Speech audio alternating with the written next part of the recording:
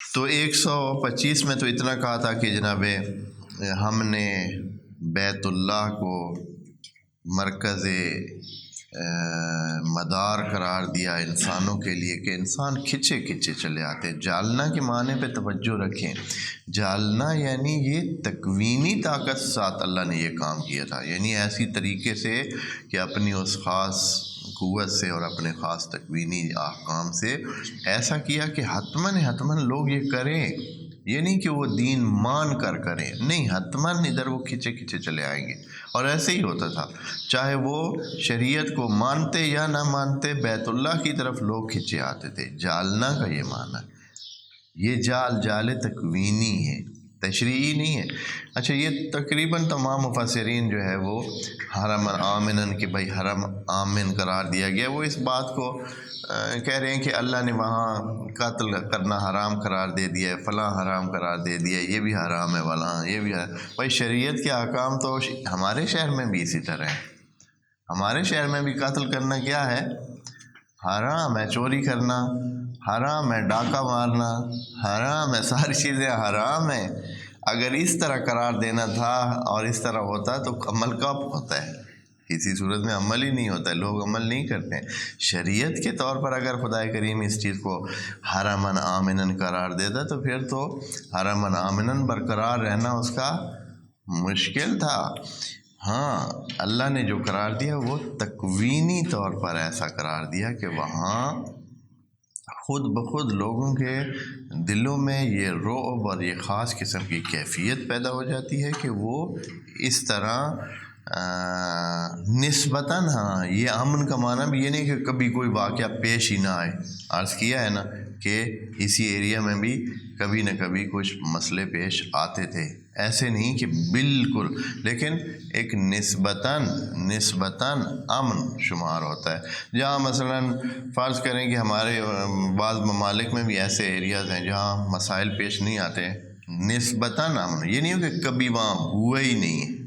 مثلا یہ ہمارے شمالی علاقہ جات کے بارے میں پچھلے دنوں رپورٹ ایک آئی ہوئی تھی میڈیا میں کہ وہاں پتہ نہیں کتنے سالوں کے بعد قاتل کا ایک مقدمہ جو ہے وہ درج کرایا گیا. مثلا 2 عشرے گزر گئے ہیں، 3 عشرے گزر گئے ہیں، اس کے بعد کوئی ایسا مقدمہ درج کرایا گیا. یعنی اتنے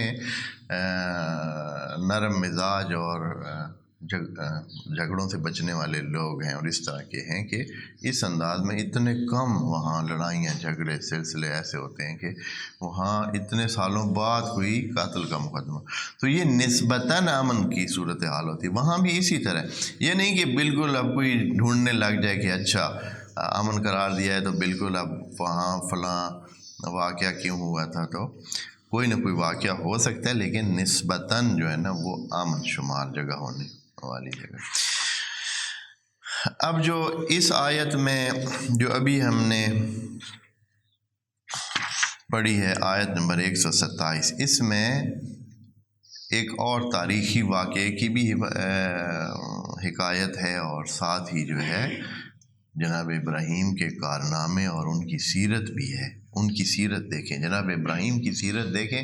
یہ خدا کریم نے بار بار ہمیں قرآن میں کہا ہے کہ وَاتَّبِعُوا مِلَّةَ إِبْرَاهِيمَ حَنِيفًا، کہ ان کی ملت پر ہی آپ نے چلنا ہے اور ان کے طریقہ کار پر، ان کے جو انہوں نے اعتقادی حوالے سے جو ذہن رکھا ہوا تھا اور جو عملی طور پر سیرت بنائی ہوئی تھی وہ.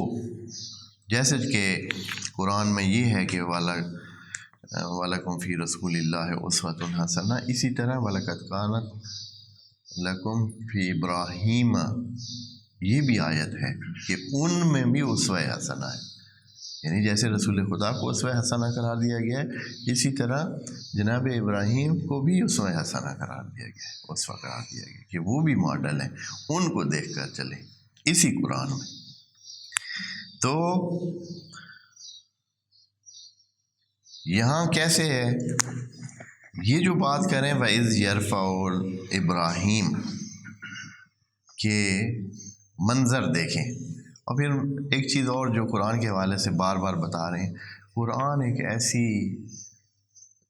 کتاب ہے، ایسی دلچسپ کتاب ہے، اس میں بات کا ایک زاویہ بیان کر کے باقی حصہ خود مخاطب پر چھوڑ دیا جاتا ہے.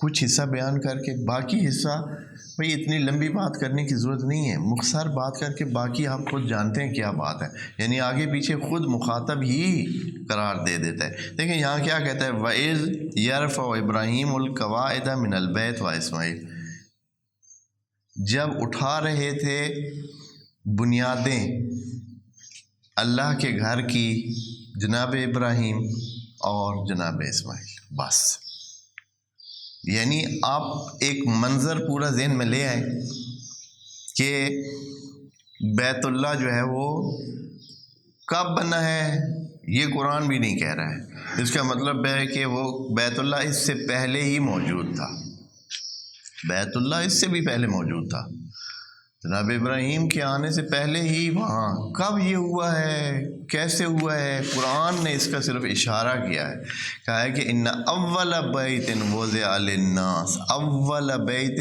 وضع للناس، اگر پوری اس زمین پر کوئی گھر، کوئی اللہ کی طرف سے بیت بنایا گیا ہے جو تمام انسانوں کے لیے ہے، تو وہ ان اول بیت وضع للناس للذی، وہ ہے جو بکہ میں ہے، یعنی مکہ میں، یہ قرآن میں. تو بس یہ جو بیت ہے یہ اس سے پہلے کہیں بنا تھا. کب بنا تھا یہ کسی کو نہ پتہ ہے، کسی کو بھی نہیں پتہ ہے، کیونکہ یہ تاریخ سے پہلے کے واقعات ہیں. آپ جانتے ہیں نا کچھ واقعات کو ماقبل تاریخ وہ واقعات کا نام دیا جاتا ہے. ماقبل تاریخ، ماقبل تاریخ کا مطلب یہ ہوتا ہے کہ جب سے انسانی تاریخ درج کرنے کا رواج پڑا ہے یا لکھنا شروع کیا ہے انسانوں نے، یہ اس سے بھی پہلے کی بات ہے.